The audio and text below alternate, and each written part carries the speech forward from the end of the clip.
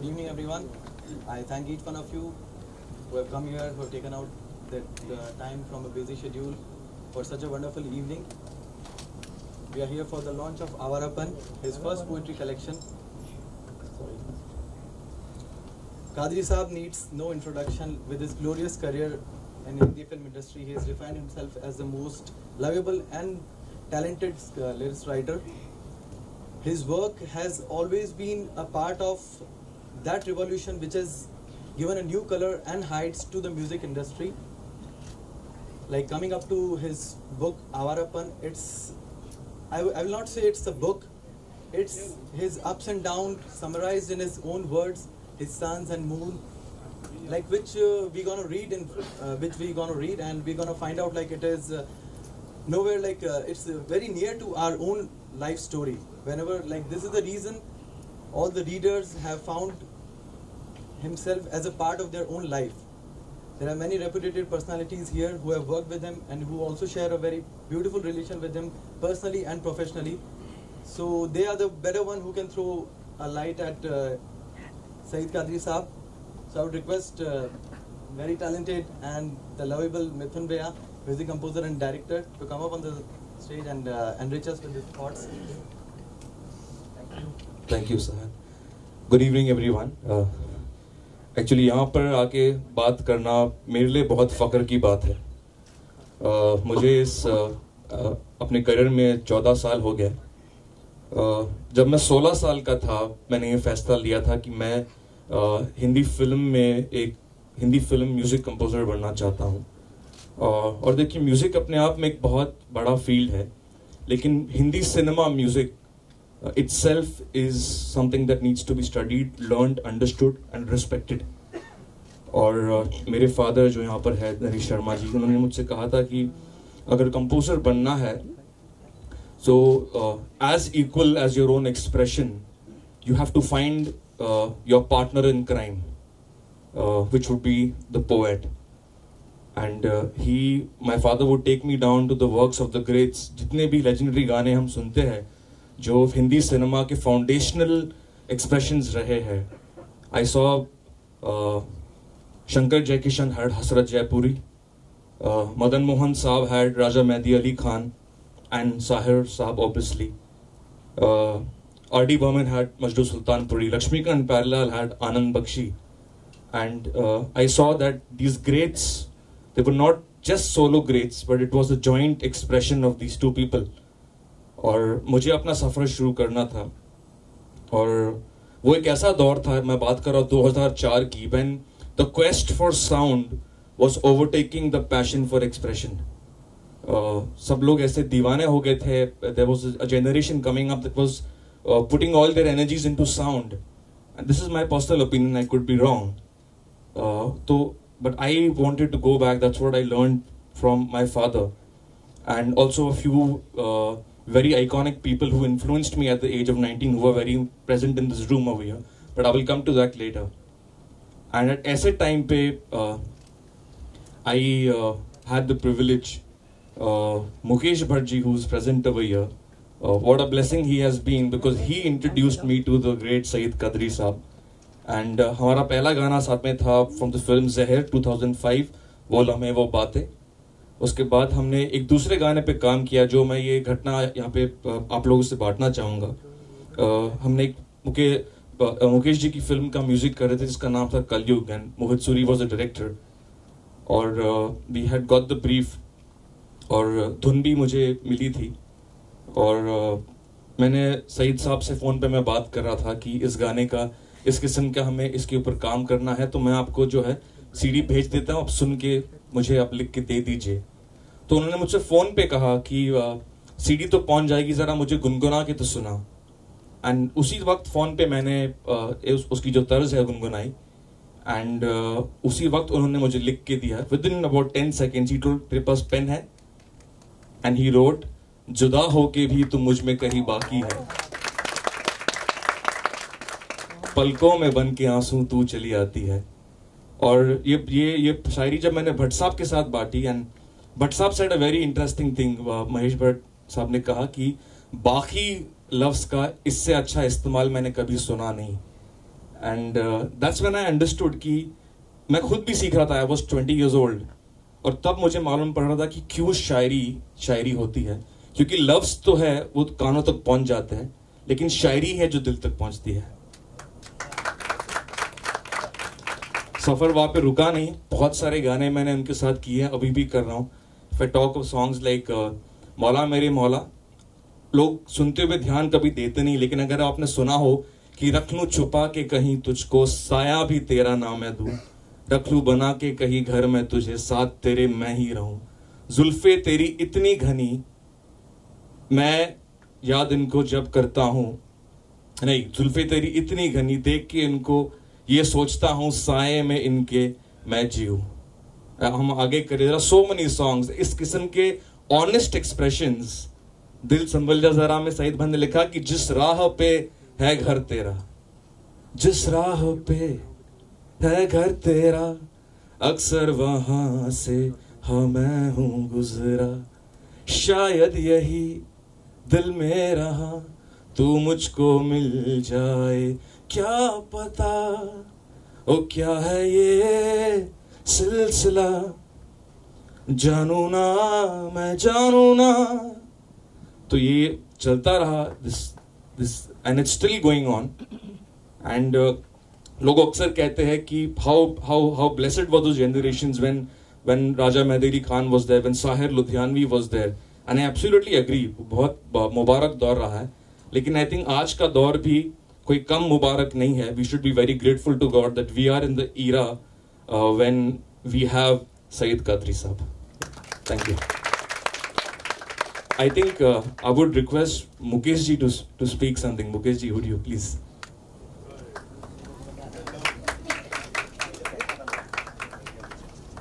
Better, I think so. You spoke so much about Saeed Bhai that I will be only replicating what you said. But मैं ये कहना चाहूँगा कि सईद भाई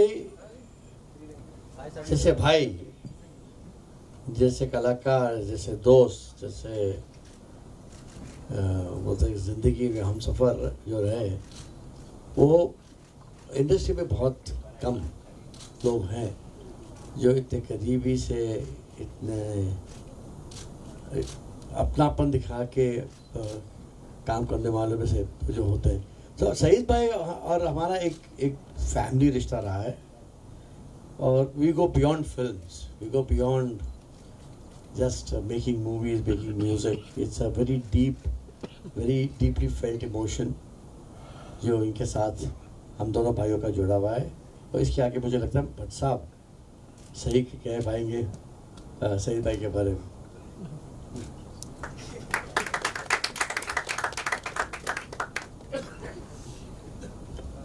भट्ट साहब को तो मैं सबसे आखिर में बुलाऊंगा. उससे पहले मेरे और बहुत सारे अजीज यहाँ हैं जिन्होंने हमेशा मुझ पे मेहरबान रहे, मेरी हौसला अफजाई किए. और आज वो यहाँ इसलिए मौजूद है कि मुझसे मोहब्बत करते हैं, मुझसे मोहब्बत का रिश्ता रखते हैं. मैं उनकी फिल्म लिखूं या नहीं लिखूं, और उनसे ताल्लुकात आज भी बरकरार हैं. इसी सिलसिले में मैं कुमार साहब से पहले रिक्वेस्ट करूँगा कि आप तशरीफ लाएं.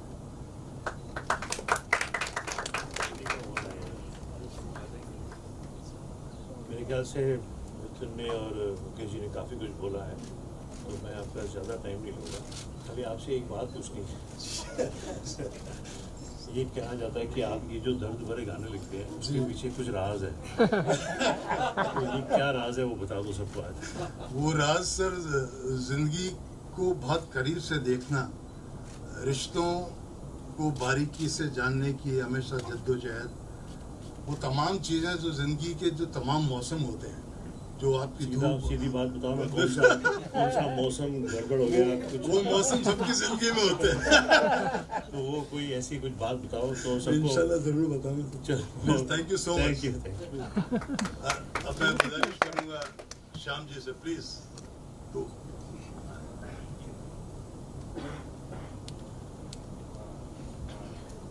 हेलो. सईद भाई के साथ में हमारा रिलेशन जो है ये फिल्मों से नहीं है, और ये फैमिली रिलेशन है. जब भी ये बम्बई आते हैं ज़रूर फ़ोन करके मिलते हैं, या तो जोधपुर पे रहते हैं तो हमको फ़ोन करके बात करते रहते हैं. इससे ज़्यादा क्या बोलना है. Family relation. बिल्कुल. Thank you so much. Thank you. मैं यहाँ आज जो खड़ा हूँ या जो भी मैंने मकाम हासिल किया है, इसका क्रेडिट भट्ट परिवार को जाता है। मेरे बड़े भाई महेश भट्ट साहब, मुकेश जी, यहाँ पूजा है नहीं, पूजा भट्ट, ये तमाम लोग हैं जिनकी वजह से सईद कादरी बना, फिल्म इंडस्ट्री में आया और आज इस काबिल हुआ कि एक छोटी सी किताब निकाली। उस छोटी सी किताब को भी इज्जत देने के लिए, मेरी हौसला अफजाई करने के लिए आप लोग यहाँ मौजूद हैं। मैं तहे दिल से भट्ट साहब का और मुकेश जी का, श्याम जी, कुमार जी, रमेश जी यहाँ है नहीं, वो भी बड़ी मोहब्बत रखते हैं मुझसे, और यहाँ जो तमाम लोग आए हैं, मेरे दोस्त नौशाद खान साहब, कोटा से तशरीफ लाए मेरे दोस्त गणेश तारे साहब, यंग टैलेंटेड सिंगर दर्शन रावल, एहसान अहरे साहब आइए तशरीफ लाएं, मेरे दोस्त डायरेक्टर हैं ये, रूमी जाफरी साहब, और ऐसी बहुत सारी तमाम हस्तियाँ हैं जो भी जी बिल्कुल जिनकी मैं शुक्रगुजार हूँ तहे दिल से। और मैं गुजारिश करूँगा भट्ट साहब से कि प्लीज़ आएँ और किताब का अपने मुबारक हाथों से विमोचन करें। भट्ट जी आइए सर, प्लीज़ आए ना, पीछे बैठ जाओ। बिल्कुल आइए सर, प्लीज आइए। श्याम जी नहीं आप बोले बस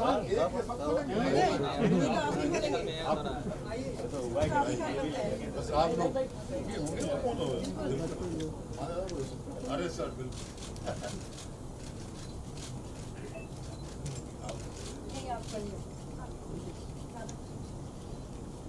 मुकेश जी प्लीज आप भी आए प्लीज। सर जयंती लाल जी आते हैं। जयंती लाल जी प्लीज कम आइए, कुमार जी प्लीज आइए। हाँ बिल्कुल आइए आप आइए ना प्लीज सर। कुमार जी आइए please. Kumar ji Anyone please come. Naresh ji please आ जाइए, आइए अरे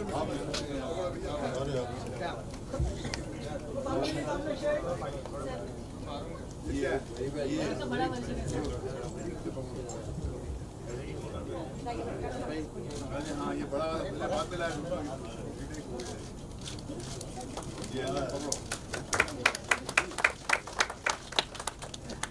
मोहम्मद जी आइए ना, बस बिल्कुल सफाई भी बस है कि कोई और बोल रहा है आप पढ़ेंगे।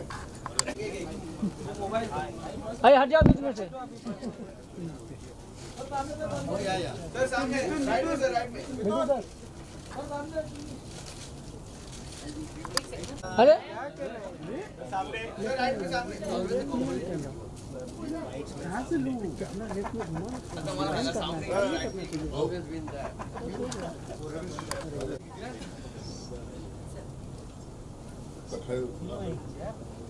ये जो सुनाया सईद ने आपको, ये कुछ दिन पहले ये आके मुझे सुना गए थे, तब तक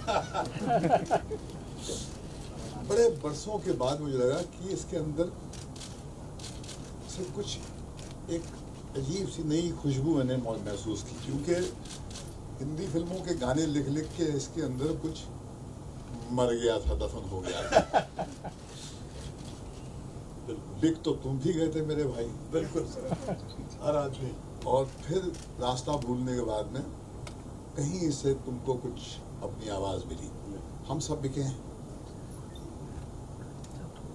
अलग अलग वक्त पे पहले बिके हैं, पर बड़ी मुश्किल से कुछ लोग हैं जो मिलते हैं, जो संभालते हैं हम। ये जो दोस्ती हमारी है एक अजीब दोस्ती है। 80s में ये आए थे यहाँ पर जोधपुर से लिरिक्स लिखने, हम काश बना रहे थे, आकाश हम कुछ अपनी आवाज ढूंढ ही रहे थे, बस सफर शुरू किया था। तो अभी हम कहाँ, हमारी क्या औकात थी कि हम इनका हाथ थाम के इनको काम दिलवाते। ये कुछ देर हमारे साथ घूमे, मगर फिर जैसे लोग थक के भाग जाते हैं, भाग गया ये। कट्टू जोधपुर जा रहा हूँ मैं पर बुक लॉन्च, एक अननोन फंक्शन, व्यक्ति का फंक्शन है जोधपुर में। मुझे पता चलता है कि ये शख्स वहाँ पर कहीं रहता है जोधपुर में। हमारा दिल करता है कि काश ये टकरा जाए मुझसे। फिर इसका एक पर्सपेक्टिव है, तुम वो पर्सपेक्टिव सुनाओ फिर हम सुनाते हैं। क्या हुआ, मेरे छोटे भाई हैं, उनका नाम है राजू। तो अखबार में न्यूज़ आई कि भट्ट साहब एक किताब के विमोचन के सिलसिले में जोधपुर आए हैं। तो उसने मुझे कहा कि भाई आपके बड़े ताल्लुकात रहे एक ज़माने में महेश भट्ट साहब के साथ, तो आप क्या चलोगे उनसे मिलने? मैंने मना कर दिया, और मेरे मना करने की वजह बहुत छोटी सी थी कि उस वक्त तक भट्ट साहब एक बहुत लंबा सफ़र तय कर चुके थे। इनका इंडस्ट्री में बहुत नाम हो चुका था, बहुत बड़े बड़े काम कर चुके थे, और इनकी एक इंटरनेशनली पहचान बन चुकी थी। तो मुझे लगा खुदा ना खास्ता अगर इन्होंने मुझे नहीं पहचाना तो मुझे उनके साथ मेरी बड़ी खूबसूरत मेमोरीज है, मैं उनको बर्बाद नहीं करना चाहता। वो एहसास जो था मुझे कि अगर वायदे मुझे नहीं पहचाना तो मुझे वो जो उनके साथ गुजारा हुआ अच्छा वक्त था, जो मेरे स्ट्रगल का वक्त था, मैं उस पर कोई दाद नहीं अगर लगाना चाहता। इसलिए मैंने भाई को मना कर दिया। मेरा भाई माना नहीं। अगले दिन सुबह फिर उसने कहा एक बार ट्राई करते हैं। तो अपना स्कूटर लेके आया कि भाई साहब क्या इरादा है? तो मैंने कहा यार जिंदगी में अपने बहुत जलील हुए अपने लिए, तो आज भाई की खुशी के लिए एक बार और जलील हो गए। नहीं पहचानेंगे तो नहीं पहचानेंगे। आप यकीन कीजिए जिस होटल में ये ठहरे थे 5 सितारा, मैं वहाँ पहुँचा भाई के साथ। वो जिस शख्स की किताब के लिए ये वहाँ तशरीफ लाए हुए थे, वो सीढ़ियों से उतरते हुए उनकी नज़र मुझ पे पड़ी। मैं लॉबी में एंट्री हुई मेरी, और भट्ट साहब की नज़र मुझ पे पड़ी। आप यकीन कीजिए मैं अपनी जगह खड़ा रहा, ये सीढ़ियाँ भाग के यार मुझे गले से मुझे इतनी अपने आप पे शर्मिंदगी महसूस हुई मुझे कि यार मैंने ये कैसे सोच लिया कि महेश भट्ट मुझे नहीं पहचाना। आप यकीन कीजिए मेरे उस वक्त मेरी आंखों में आंसू आ गए। और वो दिन है, राज का दिन है, जो मैं आज यहाँ खड़ा। इन्होंने मुझे कहा कि बेटा मेरी एक फिल्म, मेरी बेटी फिल्म बना रही है। हाँ, अच्छा, के बाद हम सुना ये इसने थोड़ा हाफ हार्टेडली सुनाया, थोड़ा सा ये इमोशनल हो गया। मैं ऐसे ही नहीं भाग के आया। तुमने मुझे एक शेर सुनाया था बम्बई में, जब मैं शराब पीता था और तुम भी पीते थे, और हम जुहू पर बैठते थे और गालियां देते थे सारी इंडस्ट्री को कि हमारा जीनियस कोई पहचानता नहीं है ना, याद है? तो शेर था कि आंख भर आए जिस शख्स की, आंख भर आती है जिस शख्स की, अपने रोने पे मेरे दोस्त क्यों शर्मिंदा है, आंख भर आती है उस शख्स की जो जिंदा है। हाँ, तो ये शेर इन्होंने मुझे सुनाया था। तो मैंने जब देखा सईद को, तो ये शेर जैसे for the mist of time exploded in my mind, and I addressed you with that शेर, and then I went and hugged him, और फिर मैं उसको ले गया अपने कमरे में। अब वहां से इनका नया चैप्टर शुरू होता है। इसने कहा मुझे आप लेट जाइए, आपके लिए कुछ लिखना है मुझे समझ नहीं आया क्या बोलता है मुझे। तो मुझे उसने लिटा दिया, and then he sat down behind the desk and he sat down and wrote very passionately, and then he gave it to me. और मैंने उसको पढ़ा and I felt something turn in my head, and I immediately called Pooja and said, Pooja, our film is made. He had just written a song which was dedicated to me. Awarapan Banjarapan एक खला है सीने में. He just sat down and wrote it there and there. उसका शेर क्या था? जिस धरती पर जिस रास्ते पर तपता सूरज सारी रात नहीं ढलता, जिस रास्ते पर तपता सूरज सारी रात नहीं ढलता, इश्क की ऐसी राह गुजर को हमने चुना है सीने में. आवारापन बंजारापन एक खला है सीने में, हर दम हर पल बेचैनी है कौन बला है सीने में. And this song became the compass of Jism. And the most amazing thing about Jism was M.M. Cream, the great music director of India.